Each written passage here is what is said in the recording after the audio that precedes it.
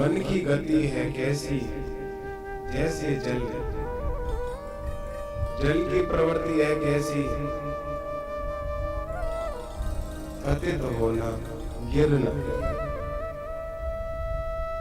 पहाड़ी पे जल ऊपर गिरता है परंतु उसकी प्रवृत्ति है नीचे की ओर जाना, पतित होना गिरना। ऐसे ही मन की गति है। मन भी वहां अत्यधिक जाता है जहां से उसका पतन होना है, जहां से उसको गिरना है। इसलिए जल की और मन की गति एक जैसी है। जल भी प्रवाह के लिए कहीं ना कहीं मार्ग ढूंढ लेता है, कहीं ना कहीं से रिस जाता है, और मन भी कहीं ना कितना भी रोक लो फिर भी कहीं ना कहीं से किसी प्रकार से भ्रमित हो ही जाता है। जल को यंत्रों के द्वारा अर्थात किसी पात्र में रख करके, मटका है या कोई भी जल का पात्र में उसमें रख करके उसको रोका जा सकता है। और मन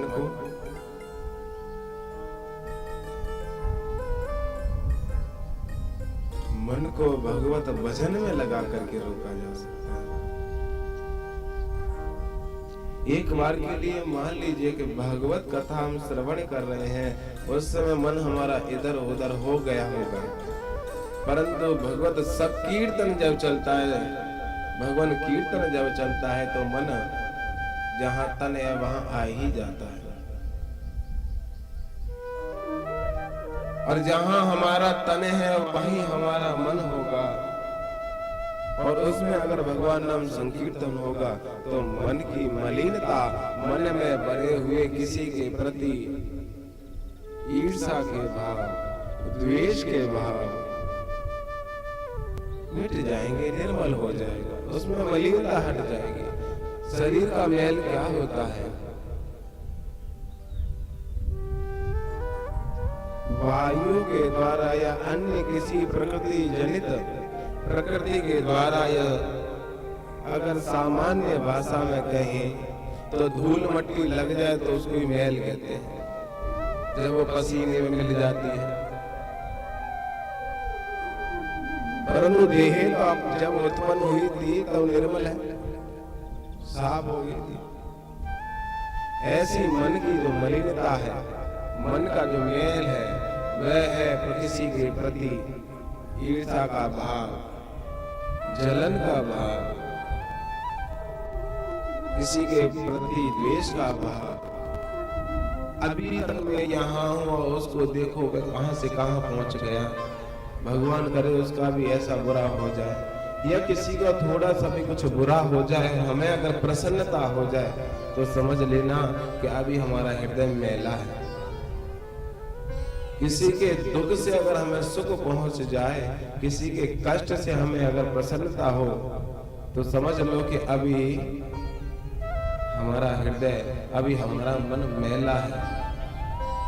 और जब तक मन मैला है तब तक भगवत प्राप्ति होना संभव नहीं है।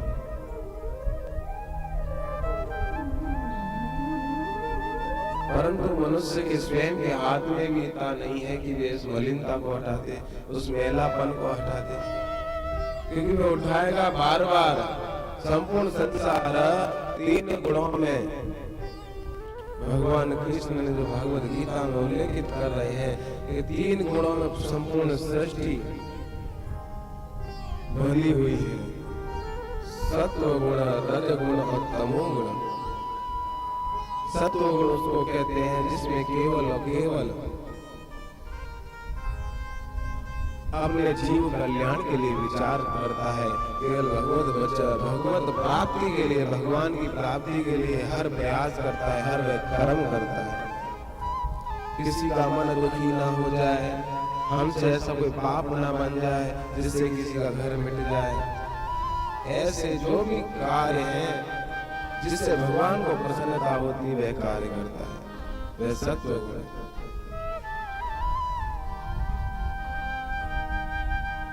रज गुण, इसको राजसिक गुण कहते हैं। इसमें दोनों ही तरीके के भाव होते हैं।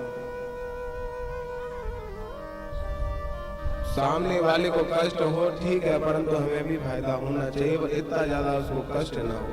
जिसमें कामनाएं बहुत होती हैं और कामनाओं के साथ साथ एक हृदय में कल्याण की भावना भी होती है। इच्छाएं तो इसमें होती हैं कि हमें ये चीज भी मिल जाए, वो भी मिल जाए, परंतु इसमें एक साथ में होता है कि किसी का ज्यादा अहित नहीं करने की इच्छा होती है। और एक होता है तमोगुण प्रधान, उसमें सामने वाले का चाहे घर मिट जाए, चाहे सामने वाले की मर ही क्यों ना जाए। मान लो किसी की कोई जमीन बहुत ज्यादा है और उसकी कोई संतान नहीं है, तो रोज ही ना भगवान से प्रार्थना यही कर रहे हैं कि भगवान अभी तक तो नहीं है और आगे भी ना हो, कैसे जमीन हमें ही मिल जाए। ऐसी प्रवृत्ति वाला तमोगुण प्रधान। तो ऐसी हमारे हृदय से मलिनता हट जाए, मैल हट जाए, इसके लिए भगवान नाम संकीर्तन आवश्यक है।